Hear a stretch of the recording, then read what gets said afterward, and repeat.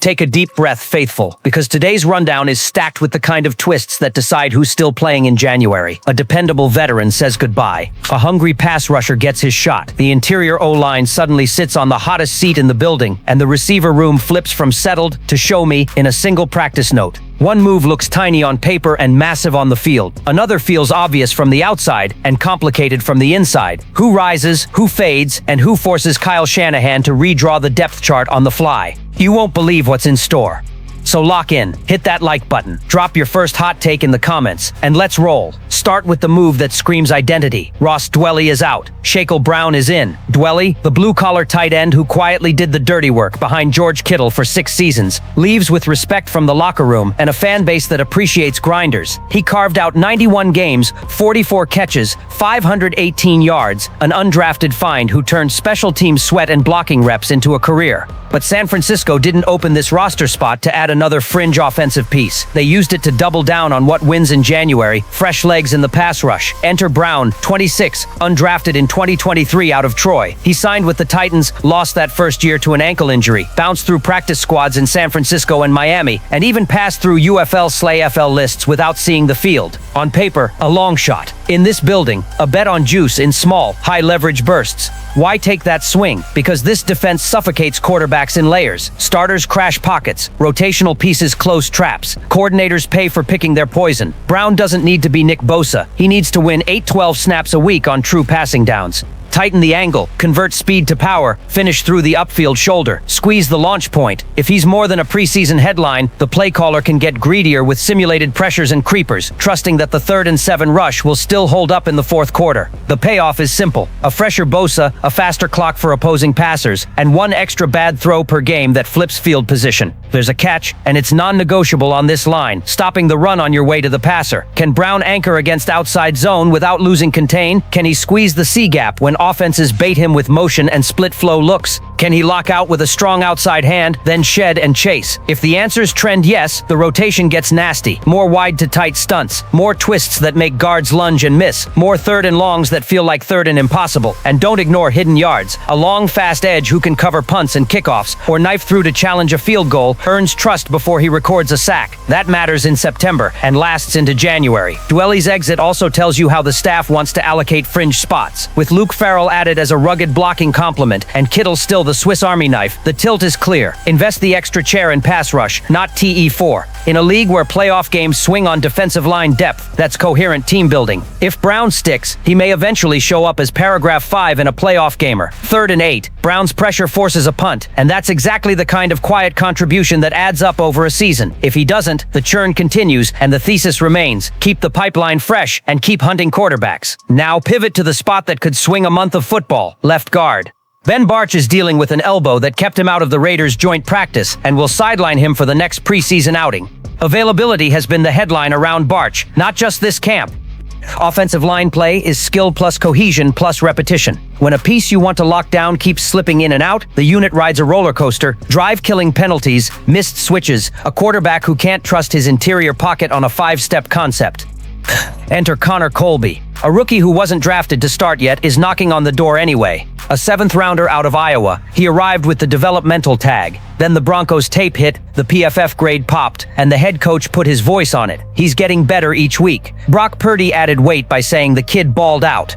That's not PR. Those are the 2 most important offensive voices vouching. The eye test backs it up. In Pass Pro, Colby's anchor looks ready for NFL bull rush. His base stays balanced through counters, and he mirrors inside moves without opening the gate. It's not finished. Hand resets must be cleaner, and his first lateral step in outside zone has to sharpen. But the rookie already looks capable of keeping the launch point clean enough for Purdy to hitch, reset, and find a second window. That changes play calling. When your left guard can survive power and not get forklifted by a quick spike, you can call deeper play action, push dagger/levels, and hang on flood routes without living in chip help. You can slide protection toward Trent Williams when you want, or slide away from him knowing the rookie won't collapse the pocket. That flexibility unlocks Shanahan's favorite tricks: formational stress, motion that forces tells, and route combos that hunt a defense's second-best cover man, while the pass pro holds just long enough. The margin in the NFL is a half second. If Colby buys that half second twice a drive, the offense starts to look like its best version far more often. Here's the honest part: projection isn't production. Colby still has to displace a 3-tech at the point of attack on wide zone, then climb with the right angle to avoid whiffing on a scraping linebacker. He must communicate perfectly with the center on games when defenses overload the B-gap and dare him to choose wrong. He has to keep his hips low when the pocket condenses and not drift back into Purdy's lap. That's the hard stuff, exactly what makes this worth watching. But if the kid holds up, your September offense just found a stabilizer where there was a wobble. Zoom out, and the O-line picture gets intriguing. Last year's group took heat for leaky pass protection, then Dominic Pooney arrived and changed the tone, locked down right guard, and through week 12, didn't allow a sack. If Colby becomes this year's Pooney on the opposite side, you've solved 2/3 of the interior with poise and rookie deals. That buys time to plan for Trent Williams' succession, eases stress at center, and forces defensive coordinators to pick their spots more carefully. You can't just tee off on the A-gaps and live with the consequences if the interior stops being a target. The ripple hits personnel usage. If the interior holds, you don't park Kittle in protection nearly as often. You free Christian McCaffrey as a route runner. You can mix tempo without fearing protection calls will arrive late. Call more empty on first down. Force lighter boxes. Put defenses into conflict over whether you're stealing a cheap 5 yards or launching one over their heads. That's how an offense with elite weapons becomes harder to predict and harder to defend for 60 minutes. Now the twist that yanked attention back to the perimeter, Jordan Watkins is out with a high ankle sprain after a promising first preseason look. He was trending as WR3, clean routes, practical yards after the catch, growing chemistry with Purdy on option concepts. A month on the shelf isn't just a delay, it's an invitation. It opens a door for 3 veterans who know this is the kind of shot that extends careers. Russell Gage, Robbie Chosen, and Malik Turner. Different resumes, different tools, one shared reality. This job is on the table right now. Gage brings the chain-moving profile. Nearly 2,500 yards and 14 touchdowns in 5 seasons. Say he finds soft spots in zone, wins tough hitches at the sticks, and turns 3rd and 6 into a new set. The question is rhythm and health after the 2022 patellar injury. Early camp flashes were real. The first preseason game didn't roar, and the buzz cooled. But if he settles into the slot as a Purdy-friendly outlet, he makes the offense boring in the best way.